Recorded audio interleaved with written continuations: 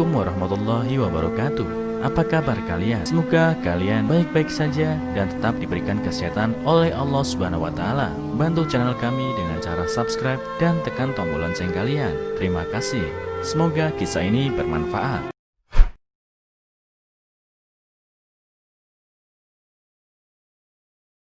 Pesugihan, misteri warung mie ayam yang dibantu setan. Sudah hampir 3 bulan, warung mie ayam Syarif sepi pelanggan. Jika pedagang-pedagang lain biasanya sibuk melayani pelanggan yang memenuhi warung mereka untuk makan siang, yang dilakukan Syarif tiap siang hanya melayani 1 hingga 4 orang pelanggan. Sisanya adalah mengusir sekumpulan lalat yang mengganggunya melamun. Syarif sendiri bingung apa yang terjadi dengan bisnisnya. Warung yang ia buka dari uang pensiun sebagai karyawan itu dikira tidak memiliki masalah. Lokasinya cukup strategis karena tak jauh dari pusat perkantoran, dilengkapi dengan meja dan kursi serta tempatnya yang cukup luas.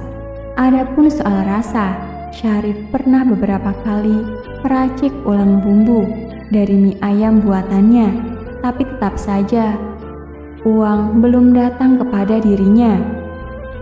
Melihat istrinya yang sehari-hari membantu memasak dengan sepenuh hati dan kedua anaknya yang rajin dan berprestasi di sekolah, membuatnya tidak tega untuk melepas usaha ini, terlebih belum balik modal.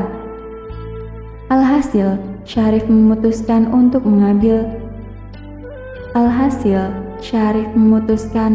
mengambil jalan terakhir, sebuah jalan yang sebenarnya tidak ingin ia tempuh. Tapi himpitan nasib memaksanya. "Mbah, tolong bantu saya agar dagangan mie ayam saya laris," pinta Syarif. Mbah Nana hanya memandanginya sambil tersenyum kecil. Wajah itu seakan menunjukkan bahwa ia memiliki rencana untuk memutar balik nasib Syarif yang memohon kepadanya dengan sungguh-sungguh. "Sekarang kamu bisa pulang, tapi jangan lupa syaratnya. Mie ayam kamu tidak boleh dibawa pulang, dan jangan lupa sesajennya," ucap dukun tua itu.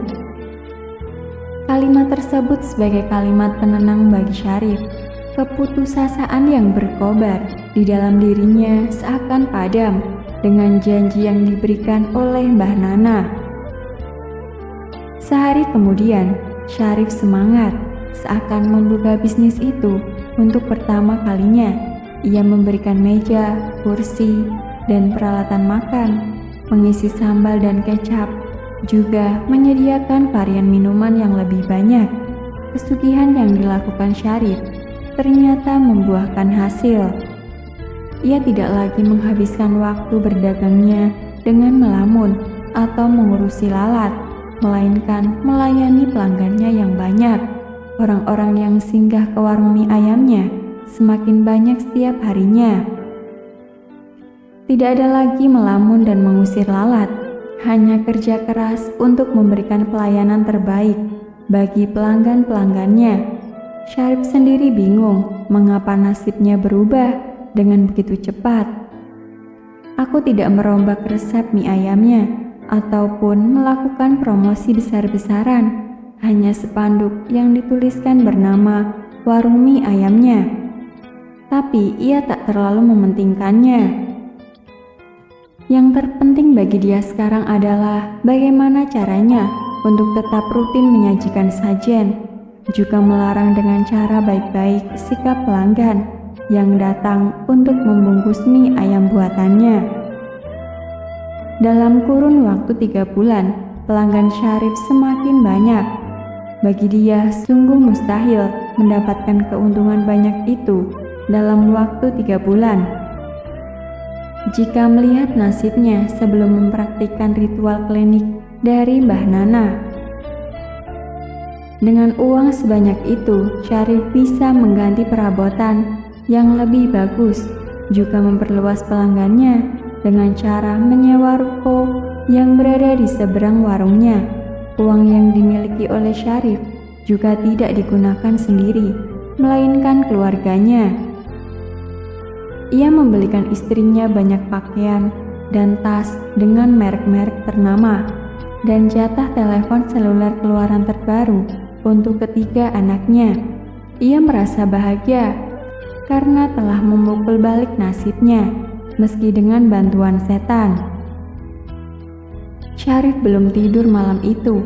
Ia mencoba untuk terjaga, meski matanya sudah merah dan terkadang memicing. Ia merencanakan sesuatu yang bisa dilakukan ketika istrinya sudah masuk dalam kamar untuk beristirahat. Ketika pintu ditutup, Syarif mengangkat pantatnya dari sofa barunya yang empuk, lalu bergegas menuju dapur. Di hadapan lemari dapur, ia melihat sekeliling untuk memastikan tidak ada istrinya atau anak-anaknya yang ingin mencari makanan di kulkas ataupun pergi ke kamar mandi. Syarif membuka lemari tersebut, lalu mengambil sebuah bungkusan berwarna hitam seukuran kaleng kornet. Dengan perlahan-lahan, Syarif berjalan masuk ke kamarnya dengan perlahan. Ia membuka pintu, lalu mendekati istrinya yang sedang beristirahat. "Selamat ulang tahun," ucap Syarif dengan suara yang cukup keras. Respon sang istri ternyata di luar dugaannya. Sekotak emas yang ia taruh di dalam bungkusan tersebut tidak membuat istrinya terharu atau bahkan tersenyum. Istrinya hanya terdiam, seakan-akan memendam sebuah masalah rumit. "Memang benar kamu sekarang naik pesugihan buat warung mie ayam?" tanya sang istri dengan nada rendah. Mendengar pertanyaan itu, Syarif yang tidak memberitahukan ini kepada siapapun sontak kaget. "Kok kamu nanya kayak gitu? Siapa yang bilang?" Syarif berusaha tenang meski jantungannya berdebar. "Aku dengar dari teman aku tahu dari temannya lagi yang katanya bisa ngeliat." "Ngeliat apa maksudnya?" tanya Syarif heran. "Gak tahu juga, pokoknya ngeliat orang itu punya mata batin katanya. Tapi aku coba buat gak percaya. Meski sekarang aku masih aja kepikiran," ucap istrinya.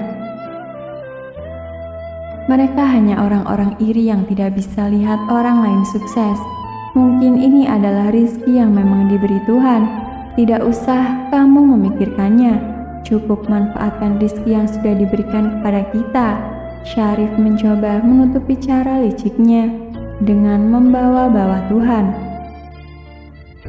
Pertanyaan itu ternyata tidak selesai malam itu. Beberapa hari setelahnya, pertanyaan dan kabar tentang warung mie ayam Syarif yang menggunakan pesugihan semakin nyaring di telinga Syarif dan istrinya. Warung yang biasanya disesali pembeli semakin kesini semakin sepi. Syarif padahal belum sekalipun melanggar syarat yang diajukan Mbah Nana, tapi tetap saja pendapatannya semakin menurun. Setelah 4-5 bulan sebelumnya berlimpah, nasib yang semula buruk lalu membaik dan sekarang menjadi lebih buruk adalah apa yang dialami Syarif belakangan ini. Tentu saja ia kesal, apalagi ketika mendapati hinaan tentang warungnya. Ia tahu bahwa tak sedikit tetangganya yang menyebut mie ayam Syarif dengan sebutan mie ayam lidah. Selang beberapa waktu, hinaan terhadap mie ayamnya adalah semakin menjadi-jadi. Jika sebelumnya mie ayam buatan Syarif disebut mie ayam lidah, sekarang ada saja yang menyebut mie ayam Syarif diracik oleh setan. Hinaan ini lama-kelamaan tidak membuatnya kesal, tetapi juga bingung. Syarif mencoba tak memikirkannya, karena ia sama sekali tidak merasa telah melakukan perbuatan jahat. Menurutnya, Mbah Nana hanya membantunya untuk memperlancar jalannya rizki, tanpa bantuan setan atau apapun. Pada akhirnya, Syarif kalah juga oleh rasa penasarannya. Tanpa sepengetahuan Mbah Nana, Syarif mencari orang pintar lain untuk membantunya membuka mata batin. Hal ini dilakukan karena ia ingin membuktikan apakah Mbah Nana sesuai dengan apa yang ia percayai, membantunya dengan pesugihan yang memang licik, tapi tidak melibatkan setan di dalamnya. Malam itu Syarif menutup warungnya lebih awal, guna mempermudah proses membuka mata batinnya yang akan dibantu oleh Ki Somad. Ia mengenal Ki Somad dari salah satu kawannya, merekomendasikan Ki Somad karena ia dipercaya dapat membukakan mata batin. Syarif hanya berdua dengan Ki Somad malam itu. Keheningan membuat rapalan mantra Ki Somad terdengar keras. Syarif tahu bahwa rapalan itu tidak beda jauh dari ritual klinik yang dibaca oleh Mbah Nana, tapi ia tetap mencoba untuk mempertanyakannya. Ketika kamu membuka mata, jangan panik, ada saya, ucap Ki Somad. Syarif terkejut dengan pernyataan itu. Ia bertanya-tanya tentang apa yang berada di balik matanya. Setelah membuka matanya, Syarif tak percaya atas apa yang ia lihat. Di gerobaknya terdapat makhluk besar yang sekujur tubuhnya dipenuhi rambut seperti kera.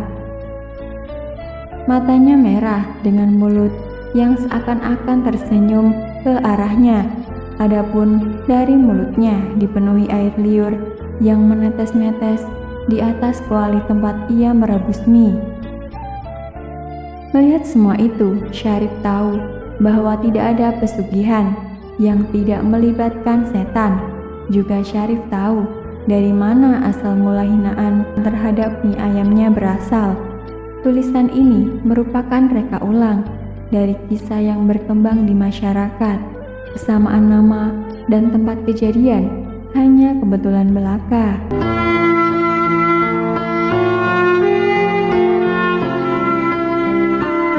Assalamualaikum warahmatullahi wabarakatuh. Apa kabar kalian? Semoga kalian baik-baik saja dan tetap diberikan kesehatan oleh Allah Subhanahu wa taala. Bantu channel kami dengan cara subscribe dan tekan tombol lonceng kalian. Terima kasih. Semoga kisah ini bermanfaat.